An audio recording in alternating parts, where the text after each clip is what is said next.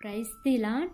మన ప్రభువును లోకరక్షకుడైన యేసుక్రీస్తు నామమున మీ అందరికీ నా యొక్క ప్రత్యేక వందనములు. ఈ ఉదయకాల సమయమున దేవుడు మనకిస్తున్నటువంటి వాగ్దానమును చదువుకుందాం. ద్వితీయోపదేశ కాండము 11వ అధ్యాయము 25వ వచనము. ఏ మనుషుడును మీ ఎదుట నిలువడు.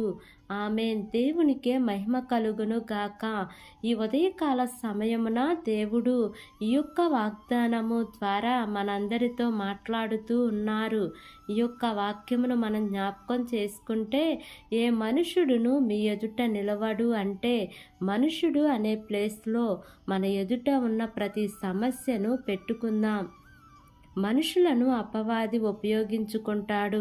మనుషుల యొక్క బలహీనతలను పట్టుకొని, ఒక మనిషి యొక్క బలహీనతలు ఏవైతే ఉంటాయో ఆ బలహీనతలను అపవాది కనిపెట్టి వాటిని ఉపయోగిస్తూ ఉంటాడు. సంఘంలో గలిబిలి పెడుతూ ఉంటాడు. సంఘంలో దేవుని యొక్క పనికి ఆటంకముగా ఉంటాడు. కుటుంబము పచ్చగా వర్ధిల్లుతూ ఉన్నప్పుడు ఆ కుటుంబంలో ఒక వ్యసనబోతు అంటే ఒక త్రాగుబోతు కుటుంబంలో ఉంటే ఎంత నలిగిపోతూ ఉంటుందండి. ఆ కుటుంబంలో తల్లిదండ్రులకు శాంతి ఉండదు, భార్యా బిడ్డలకు నెమ్మది ఉండదు. ఆ కుటుంబంలో నెమ్మది లేని స్థితి ఏర్పడిద్ది. అంటే ఆ కుటుంబంలో ఒక మనిషి యొక్క బలహీనతలు అపవాది పట్టుకొని ఆ కుటుంబాన్ని టార్గెట్ చేస్తూ ఉంటాడు. అపవాది మన బలహీనతలను ఉపయోగించుకొని ఎన్నో రకాలుగా మనల్ని కృంగదీయాలనే చేస్తూ ఉంటాడు.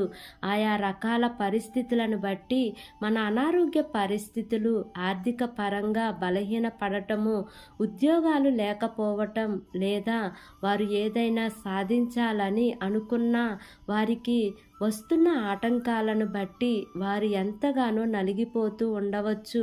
అపవాది వారి మీద ఎంతైతే అధికారం చేస్తూ ఉంటాడో దేవుడు కూడా అంతే విధంగా ఆ అపవాదితో పోరాడి వాడిని నిలవనీయకుండా చేస్తానని వాగ్దానం చేస్తూ ఉన్నారు. ఏ మనుషుడు, ఏ సమస్య నీ ఎదుట నిలవదు. ఈ ఉదయకాల సమయమున ఈ యొక్క వాక్యము వింటున్న ప్రియా సహోదరి సహోదరుడా, నీకు వస్తున్న ఏ సమస్య నీ ఎదుట నిలవదు అని అంటున్నారు. ఆనాడు యెహోషువ ఎదుట కూడా ఏ రాజు కూడా నిలవలేకపోయారు.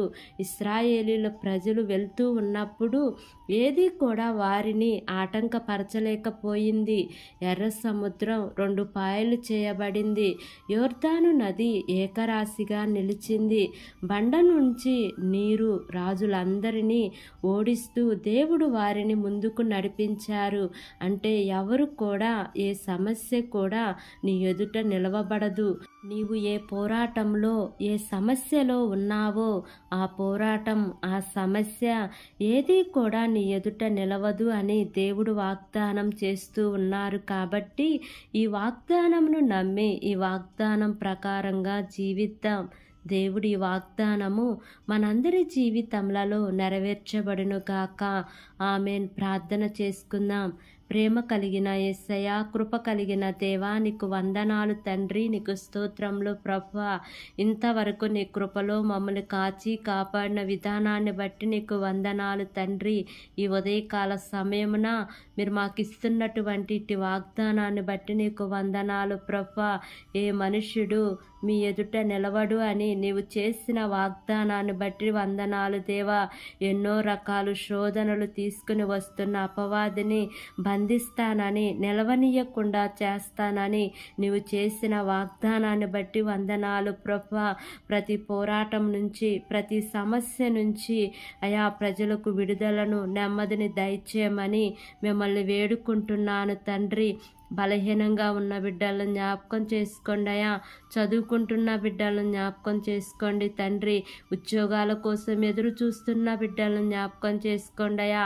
గృహాలు లేని వారిని జ్ఞాపకం చేసుకోండి. వారికి దేవా సొంత గృహాలను మీరు నిర్మించమని మిమ్మల్ని వేడుకుంటున్నాను ప్రభువా. వివాహాల కోసం ఎదురు చూస్తున్న బిడ్డలను జ్ఞాపకం చేసుకోండి యేసయ్య. గర్భవతులుగా ఉన్న బిడ్డలను జ్ఞాపకం చేసుకోండి తండ్రి. గర్భఫలాల కోసం ఎదురు చూస్తున్న బిడ్డలను జ్ఞాపకం చేసుకోండి అయ్యా. వారి యొక్క గర్భద్వారాలు మీరు తెరవండి యేసయ్య.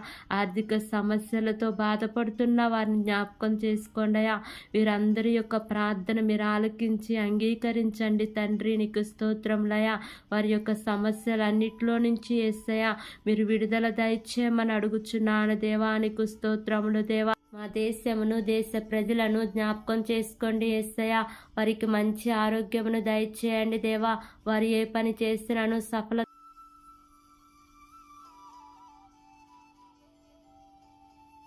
మా దేశమును దేశ ప్రజలను జ్ఞాపకం చేసుకోండి తండ్రి.